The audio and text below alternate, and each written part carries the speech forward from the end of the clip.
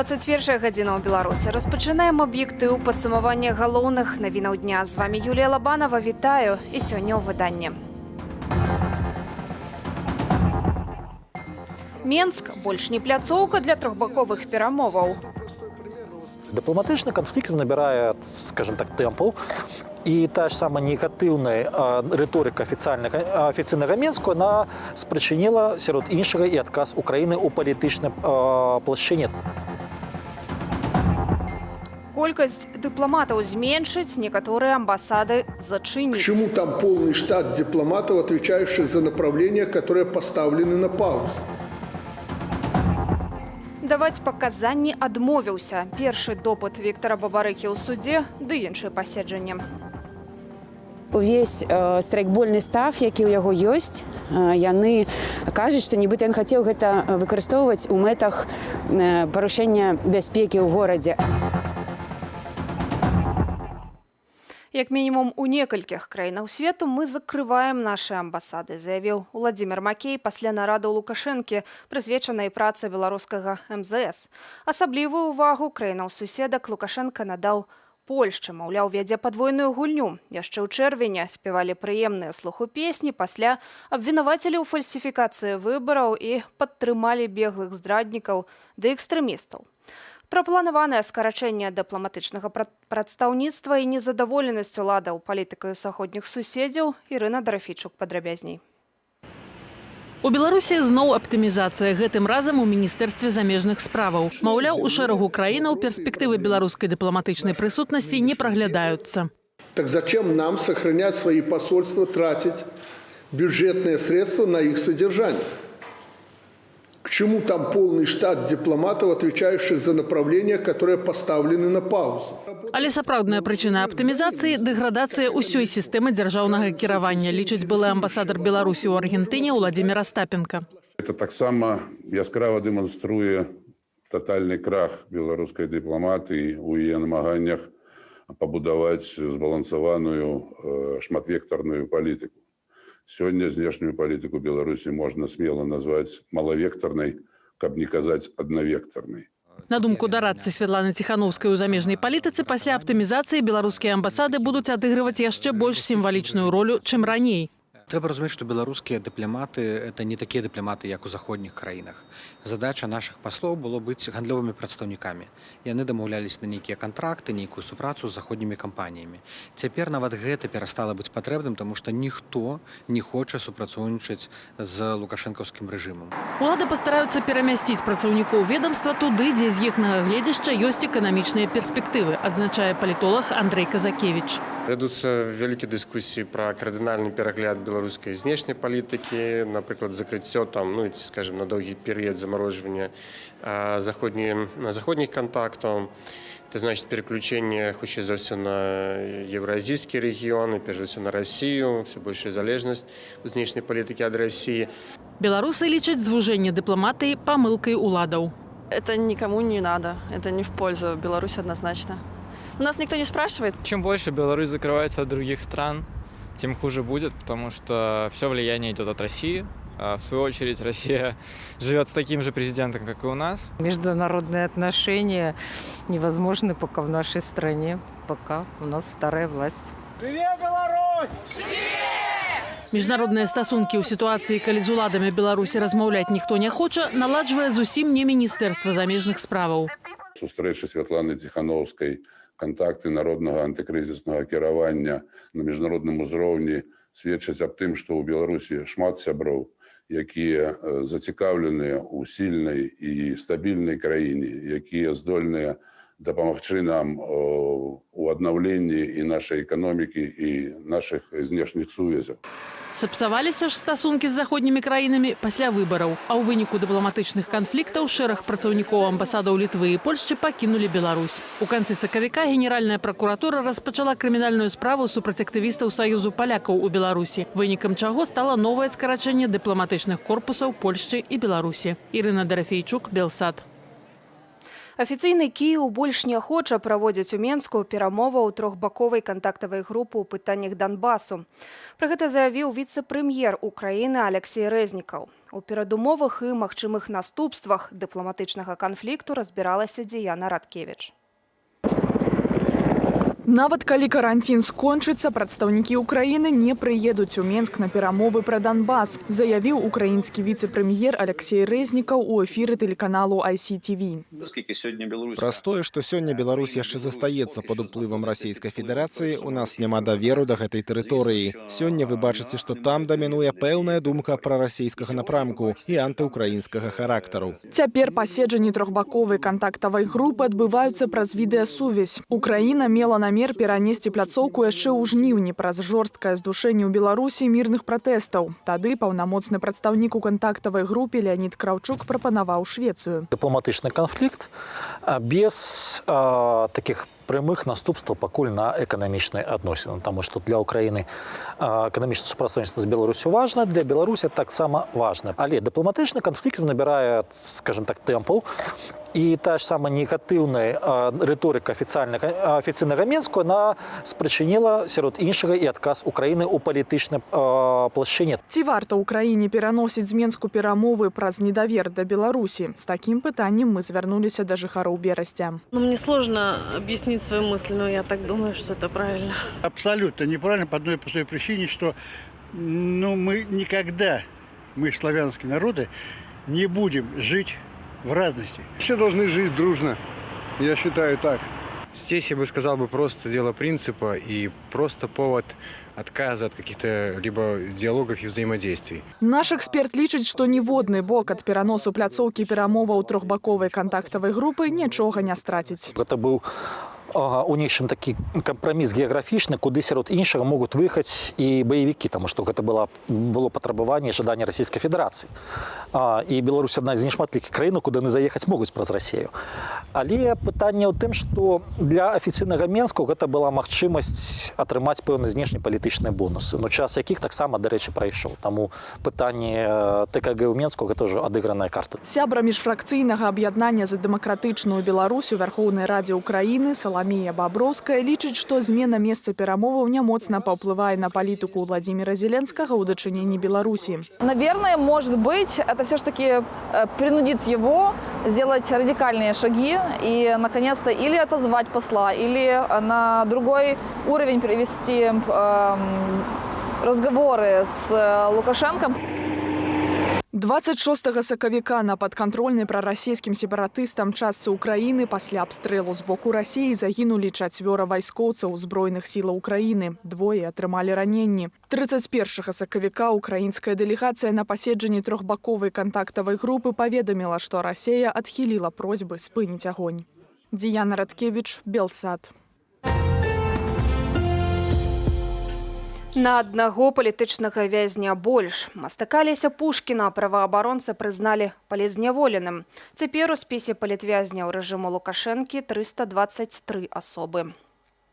Алеся Пушкіна затрымалі 30 сакавіка. Мастаку інкрымінуюць распальванне варажнечы паводле нацыянальнай, расавай, рэлігійнай ці іншых прыкметаў, здзяйсненне наўмысных дзеянняў, скіраваных на рэабілітацыю і апраўданне нацызму. Падставою паслужыла размяшчэнне на выставе ў цэнтры гарадскога жыцця ў горадні партрэту ўдзельніка антысавецкага падполля Яўгена Жыхара, аўтарства Пушкіна. Паводле гарадзенскай пракуратуры ў часе экспазіцыі мастак, цытата, характарызаваў Жыхара як чалавека з беларускага супраціву, змагара з бальшавікамі, чым праслаўляў і ухваляў ягоныя дзеянні. Пушкін сваёй віны не прызнае. Вызваленне мастака запатрабаваў шэраг праваабарончых арганізацыяў. Даваць паказанні адмовіўся, а свой пераслед, як і 7 іншых фігурантаў справы топ-менеджераў Белгазпромбанку, назваў палітычна матываваным. Сёння ў судзе Маскоўскага раёну сталіцы адбыўся першы допыт Віктара Бабарыкі. Падрабязней пра разгляд гэтай ды іншых палітычна матываваных справаў Анастасія Русецкая. У будынку суда Маскоўскага раёну Менску адбыўся першы допыт Віктара Бабарыкі. Экс-кіраўнік Белгазпромбанку адмовіўся даваць паказанні і назваў свой пераслед палітычна матываваным. Мяне, канечне, моцна здзівіла тое, што мае былыя калегі агаварылі сябе і спрабуюць агаварыць мяне. Але я разумею, чаму гэта зроблена. Той ціск, які аказваецца ў СІЗА КДБ, я таксама вёў тыя самыя размовы. Мне нават са шкадаваннем у голасе сказалі, што фізічнае катаванне забароненае. Віктор Бабарыка – адзін з 8 фігурантаў справы топ-менеджераў Белгазпрамбанку, хто не прызнаў віны. Падчас выступу ў судзе Бабарыка адзначыў, што ніколі не браў хабараў і выказаў сумневы ў аб'ектыўнасці суддзяў, бо лічыць, што на іх ціснуць улады. Леташняга прэтэндэнта на пост прэзідэнта вінавацяць у легалізацыі даходаў, атрыманых злачынным шляхам, і атрыманні хабараў у асабліва буйным памеры. Максімальна магчымае пакаранне – 15 гадоў турмы. Правда состоит в том, что каждый из нас, выходя из квартиры,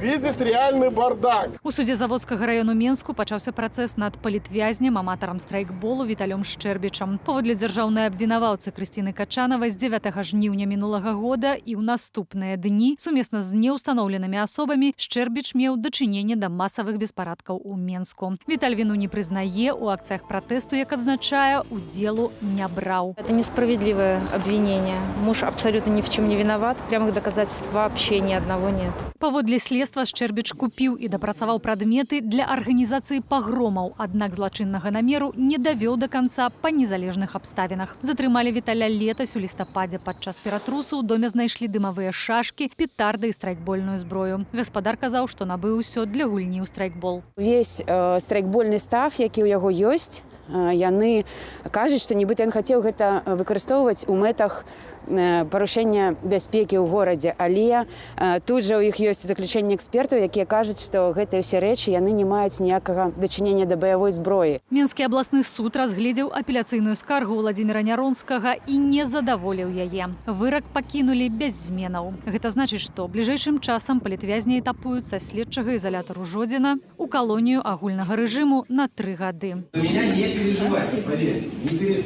Все закончится этой весной. Аўтары ютуб-каналу «Слуцк для жизни» Владзіміра Няронскага прызналі вінаватым у закліках, у відэароліках да дзеянняў, што груба парушаюць грамадскі парадак, а таксама ў публічнай абразе старшыні слуцкага райвыканкаму. Гэта быў першы прысуд у гэтак званай справе Ціханаўскага. Анастасія Русецкая, Белсат. А ўжо асуджаную на 2 гады калоніі нашу каляжанку Дар'ю Чульцову паставілі на прафілактычны ўлік за нібыта схільнасць да экстрэмізму. Іншага нашага калегу, корэспандэнта Белсату ў Расіі Івана Слабадзенюка, затрымалі ля Пакроўскай калоніі, дзе адбывае пакаранне расійскі апазіцыйны палітык Алексей Навальны. І да іншых тэмаў. Міліцыя прыйшла з ператрусам да сябраў грамадскай арганізацыі «Звяно». У дома ў іх забралі тэхніку, мінімум 4 асобы, цяпер накрэсцена. Падстава правярэння ў межах крымінальнага артыкулу фінансавання пратэставай дзейнасці. Сярод апошніх праектаў арганізацыі выстава пра змаганне беларускіх медыкаў з ковідам. Машына дыхае, а я не. И исчезновение людей становится ежедневной нормой. Выставу «Машина дыхае, а я не» адкрылі ў сталічнай прасторы месяца толькі 30 сакавіка, а ўжо 5 красавіка дамоў да арганізатараў выставы прыйшлі з ператрусам. Это была финансовая милиция госконтроля. Они изъяли у нас компьютеры, телефоны, искали гроши.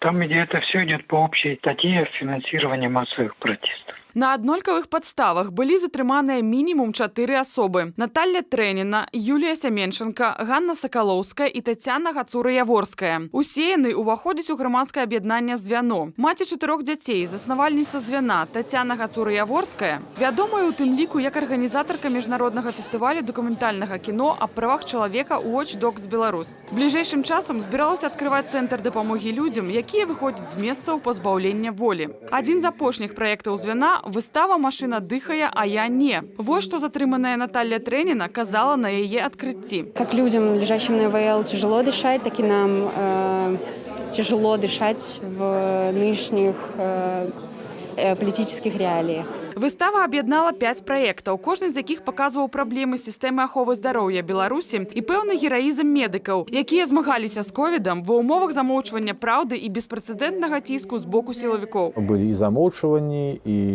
скажэнні інфармацыі.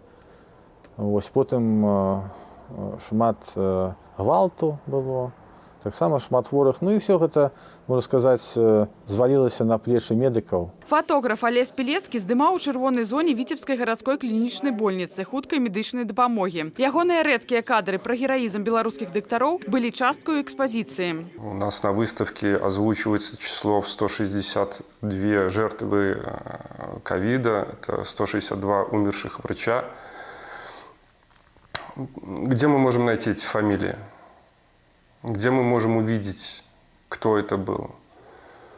То есть этого нигде нет. На нашей выставке как раз-таки это озвучивается. Ужо на другі дзень працы на выставу завіталі санстанцыя і МНС. У часе правярання нібыта знайшліся парушэнні. Фармальна закрылі не экспазіцыю, а прастору, дзе яна праходзіла. Арганізатары перанеслі праект онлайн, а пасля ператрусаў і затрымання ў сябраў звена цалкам спынілі яго. Потому что у нас в стране так все устроено, и все. Здесь ничего не скажешь. Нынче так режим работает. У нас нелегитимная власть, и она боится всего абсолютно. Поэтому не могу сказать.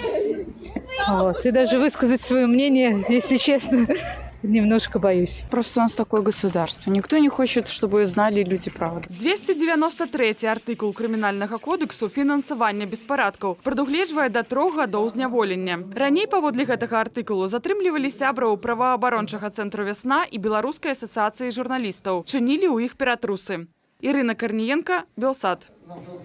Мы не будзем фінансаваць рэжыму Лукашэнкі. Гэтак пастанавілі ўлады Львова, якія планавалі закупіць для гораду 100 аўтобусаў вытворчасці беларускага МАЗу.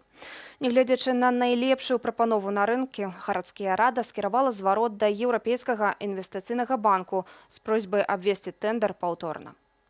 Перамагае беларуская компанія. Перамагае беларуская кампанія. Такі вынік экспертаў Еўрапейскага банку. Яны далі найлепшую цану. Ці будзем мы прымаць гэты тэндэр? Не. Мы будзем абвяшчаць новы, маючы надзею, што ў новым тэндэры пераможа украінская кампанія.